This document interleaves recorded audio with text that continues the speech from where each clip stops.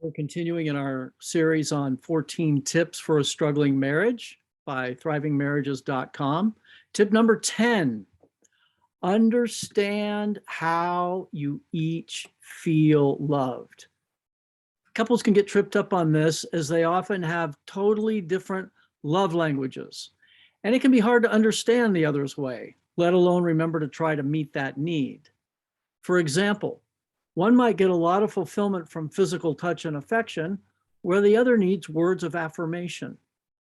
Other ways people feel loved are through time spent, gifts, or even cleaning the kitchen, like acts of service. The key is to know how you both feel loved. If you're not sure, ask. And I would add that the key is not only asking and hearing from your partner what their primary love language is, it's remembering it and reaching out to them in that way. So, acts of service.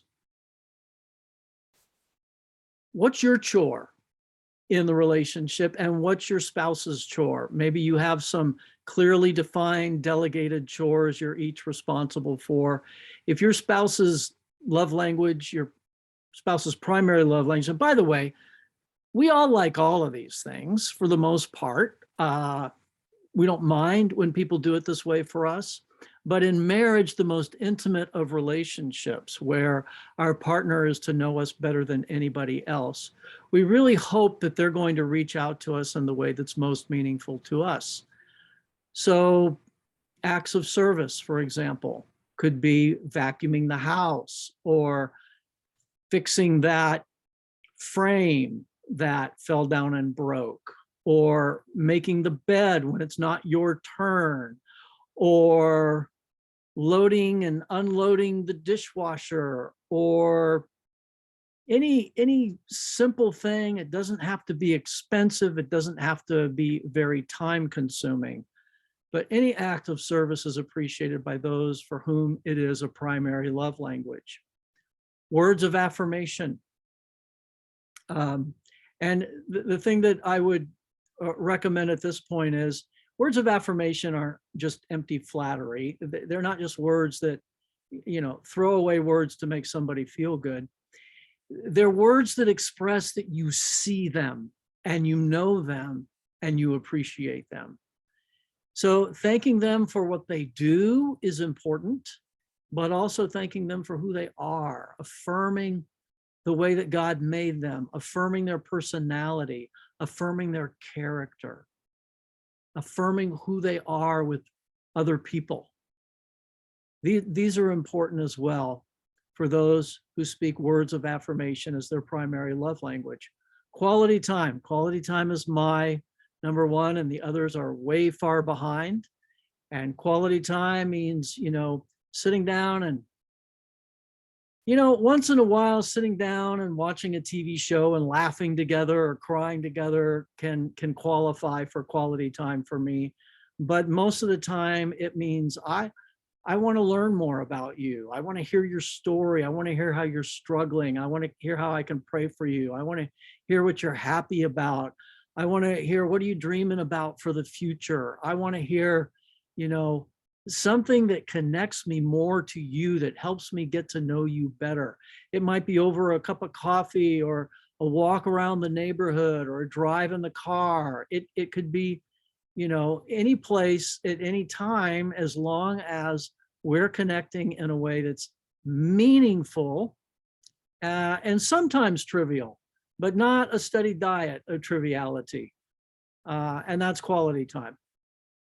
Physical touch, non-sexual, hand holding, arm around the shoulders, back scratch, rubbing the feet, just even, reaching out and touching somebody's arm, or a peck on the cheek, or sitting close together. This is all physical touch, non-sexual, that communicates to somebody who speaks this as a primary love language. I like being with you. I like being next to you. I like being in your presence. And it's meaningful to some people. And to some people, it's not. But if you're a spouse for whom it's not meaningful, married to a partner for whom it's meaningful, you don't have to become fluent in their love language, but you have to become sensitive to it and be proactive in initiating it on a regular basis, even if you're not fluent in it. And then receiving gifts. And a lot of these love languages, in fact, most people, if they have these as an indicator of what they like to receive, it's usually their default for how they give it as well. This is why a lot of couples miss each other.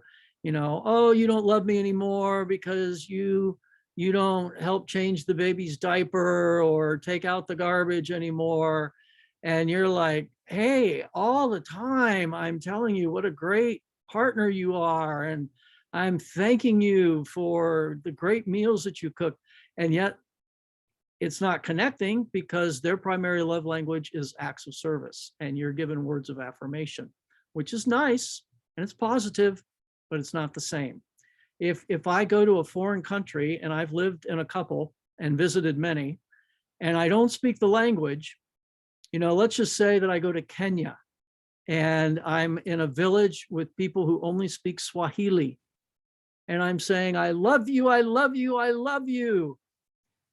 And they're just hearing blah, blah, blah, blah, blah, blah, blah, blah, blah, and not understanding a thing I'm saying because I'm not speaking their language.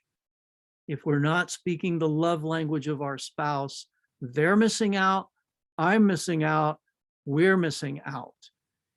In other words, it's an investment in the relationship to learn your spouse's love language and to communicate with them in that way.